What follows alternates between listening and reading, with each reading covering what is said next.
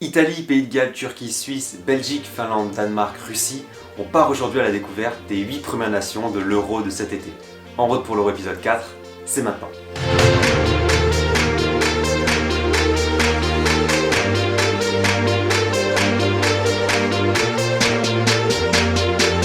Salut les amis, j'espère que vous allez bien, heureux de vous retrouver pour une nouvelle vidéo pour la suite d'En route pour l'Euro. On se retrouve aujourd'hui pour les choses sérieuses, on commence les choses sérieuses avec la présentation des groupes A et B, les groupes de l'Italie et de la Belgique. Ça va être des vidéos assez travaillées, plus longues que la normale, donc j'espère que vous enverrez un maximum de force pour soutenir la chaîne. N'hésitez pas à liker, vous abonner et commenter pour nous faire connaître et pour faire connaître la série.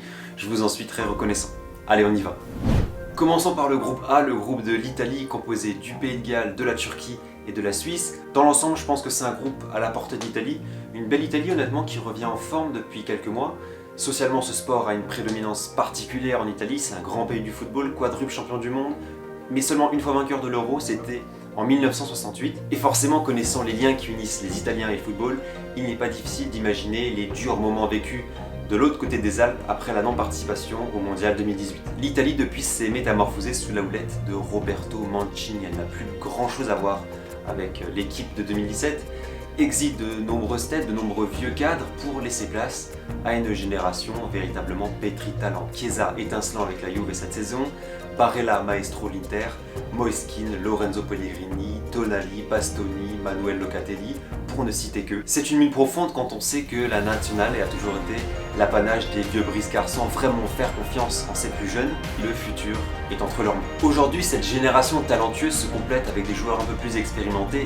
La défense, Bonucci, Chiellini fortifie un peu le tout, Insigne en attaque coordonne pas mal de choses, et le milieu de terrain, Barella, Jorginho, Verratti, parfois avec Locatelli, ça c'est vraiment une petite merveille. Le travail de Mancini depuis son arrivée est excellent, l'Italie est invaincue depuis fin 2018, soit 25 matchs, c'est la sélection avec l'Algérie qui a la plus longue série d'invincibilité sur la planète football actuellement. Elle a signé une phase de qualification parfaite pour l'Euro, 10 victoires en 10 matchs, elle s'est qualifiée aussi pour le Final Four de la Ligue des Nations en octobre prochain.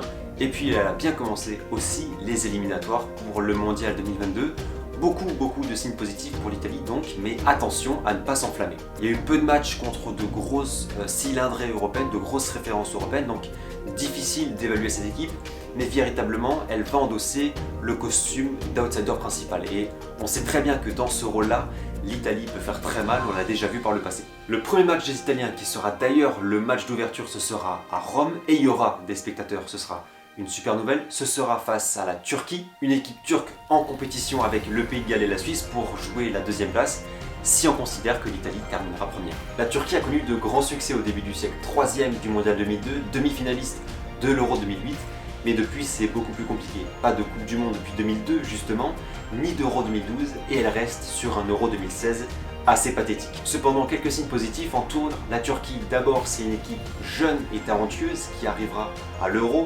Demiral, Kabak, Çelik, Çalhanoğlu, Soyuncu, Ünder, Yazice, tous ont entre 20 et 27 ans. Ça fait longtemps que la Turquie n'avait plus un tel vivier de joueurs. Ensuite, c'est une équipe qui sait battre les plus forts. Elle a pris 4 points sur 6 contre la France lors des qualifications à l'Euro. Et récemment, elle a battu largement les Pays-Bas 4 buts à 2 lors des qualifications pour le mondial. Donc c'est une équipe qui est en pleine confiance. Présentons aussi la Turquie d'un point de vue social et culturel. La Turquie, c'est 83 millions d'habitants, c'est le pays le plus peuplé sur le continent européen et c'est donc un brasier de supporters très important. Et l'appartenance nationale en Turquie, elle est très importante, elle est même renforcée par la sélection nationale. Ne pas oublier non plus que les rencontres Turquie-Pays de Galles et Turquie-Suisse, très importantes pour la course à la qualification, doivent se jouer théoriquement en Azerbaïdjan, c'est ce que l'UEFA avait planifié avant le Covid-19. L'Azerbaïdjan, on en a déjà parlé sur la chaîne, est un pays proche culturellement, politiquement, mais aussi géographiquement de la Turquie. Ça peut s'apparenter quasiment à une forme de match à domicile pour les Rouges et Blancs. Les Rouges et Blancs en voilà d'autres, l'équipe suisse, la Nati. La Suisse est au cœur de l'Europe, c'est un carrefour européen entre l'Europe de l'Ouest, l'Europe du Sud et l'Europe centrale. La Suisse, c'est un paysage, une nature et une culture évocatrice. Elle abrite les sièges de l'UEFA et de la FIFA. La culture sport en Suisse est aussi très importante, le hockey sur glace, les sports d'hiver, et le football y occupe une place très importante mais ne domine pas l'échiquier sportif suisse comme ses voisins. Le championnat national s'exporte peu à l'étranger, pour preuve beaucoup de Suisses supportent un club national et un club étranger. Néanmoins, la sélection ne laisse personne indifférent. Les grands événements sont très suivis, et ce malgré la grande diversité culturelle de la Suisse, avec par exemple les 3 régions linguistiques, mais aussi la forte diaspora étrangère que l'on trouve en Suisse, par exemple les Albanais et les Kosovars, que l'on retrouve notamment dans l'équipe nationale par l'intermédiaire de Shaqiri ou Xhaka. L'Euro et la Coupe du Monde sont très suivis en Suisse, et la pression est importante sur les épaules de la Nati. Il ne faut pas oublier qu'elle est entourée de champions du monde, la France, l'Italie, l'Allemagne. Il y a l'idée que le voisin a fait mieux, donc il faut aussi faire mieux. L'Euro 2008 qu'elle organise chez elle avec l'Autriche est un échec, elle ne se qualifie pas pour l'Euro 2012, et l'Euro 2016 s'achève rapidement au tir au but face à la Pologne en 8e de finale. Et si cette année la Suisse franchissait enfin le cap pour allier le gratin européen? Elle en a l'effectif: Akanji, Zakaria, Elvedi, Freuler, Vargas, Mbolo, Shaqiri. C'est une belle équipe, c'est vraiment une belle équipe. Sortir de ce groupe très ouvert sera le premier pas à faire avant de poursuivre un quelconque rêve. Les Suisses y croient et leur génération actuelle et future font miroiter de belles choses. La Suisse a un plafond de verre à briser, et si c'était pour cette année. Terminons enfin ce groupe A par le Pays de Galles, une des 4 nations constitutives du Royaume-Uni. Le pays de Gareth Bale est un pays mythique, et le mythe gallois se transmet efficacement par le sport, par son équipe de rugby, bien sûr, mais son équipe de football n'est pas en reste, ou dirais-je plutôt n'est plus en reste. Pour leur premier Euro en 2016, les Gallois surprennent leur monde en France et atteignent les demi-finales, en éliminant notamment la Belgique, et perdent aux portes de la finale face au Portugal, le futur champion. Si les Dragons n'ont pas rallié le Mondial 2018, ils se sont néanmoins qualifiés en 2020 pour la prochaine Ligue des Nations en phase A, symbole d'une équipe qui s'affirme sur la scène européenne. La lutte pour se qualifier risque d'être acharnée pour les Gallois. Ce sera certainement plus difficile parce que déjà le groupe est un peu plus relevé qu'en 2016, mais surtout les Gallois seront un peu plus attendus. Conclusion sur ce groupe A, l'Italie en est la favorite, mais ce ne sera pas si facile. La Suisse a une belle équipe, les Gallois sont capables de tout et de faire de grandes choses, et la Turquie sait faire déjouer les gros. La lutte pour la 2e place sera acharnée.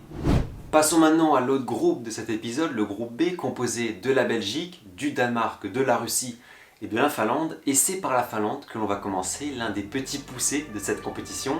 Au pays des aurores boréales, du climat froid et enneigé, se cache peut-être la fraîcheur de cet été. Pays très discret dans le football, la Finlande a obtenu en 2019 une qualification historique. L'Euro 2021 sera le premier grand tournoi international des Finlandais. Un événement qui a suscité une forme d'extase dans tout le pays.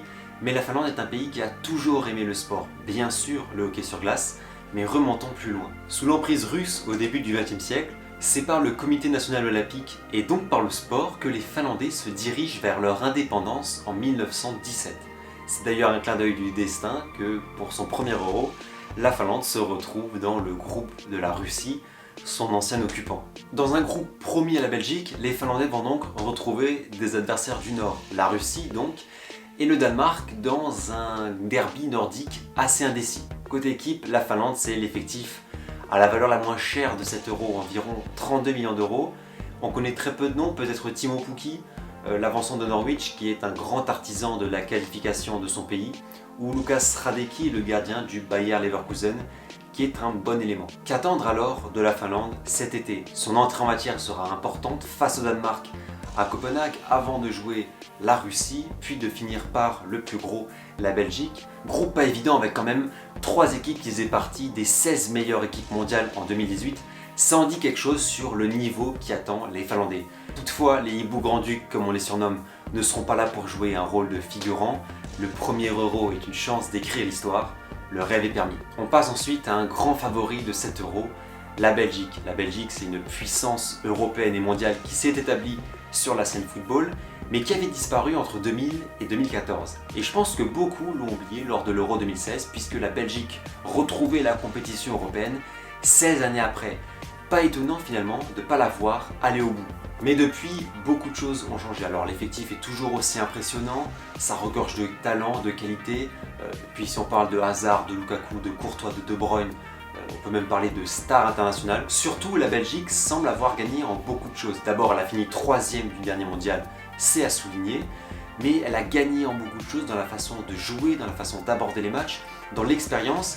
Elle est rentrée dans une plus grande dimension et elle transmet de bonnes impressions. Personnellement, la vision que j'ai, c'est que la Belgique de 2021 est plus forte que celle de 2018, qui était, elle, plus forte que celle de 2016. Et puis surtout, elle va arriver l'esprit affamé, revanchard, parce qu'elle n'a pas digéré, elle n'a toujours pas digéré cette élimination difficile contre la France en 2018, au stade des demi-finales de la Coupe du Monde. Alors qu'attendre de cet Euro pour la Belgique? D'abord, le groupe en lui-même est largement à la portée de la Belgique. Elle a récemment déjà joué le Danemark et la Russie qu'elle a battu 2 fois. Difficile de l'avoir piétinée, elle devrait s'emparer de la première place facilement. Pour la Belgique, il y aura sans doute beaucoup plus de pression sur cet Euro parce qu'on n'acceptera plus les mêmes erreurs, surtout ce qu'on a vu en 2016 contre le Pays de Galles. En tout cas, ces dernières années marquent le renouveau d'une sélection nationale. Le peuple belge, qui a très peu l'occasion de vibrer sur la scène européenne avec ses clubs, continue d'affirmer son engouement pour ses diables. Cette passion n'est-elle pas aussi le moyen de revendiquer l'identité belge dans le football qui a pu être éclipsée par ses voisins, la France, l'Allemagne et même les Pays-Bas? Et si c'était l'heure de la Belgique? Direction maintenant la Scandinavie et le pays d'Andersen, un pays à l'air frais, un des pays les plus écologiques au monde, le Danemark. Pays avec une culture foot importante, berceau du mouvement des Roligan, des supporters pacifistes, ambassadeur du good football, un football écologique et social. Ce sport est vraiment le miroir de la société danoise. La sélection est capable de belles choses. C'est une équipe qui est sortie de son groupe au Mondial 2018 et qui n'a pas perdu au terme des 120 minutes de 8e de finale contre la Croatie, le futur vice-champion du monde. C'est propre.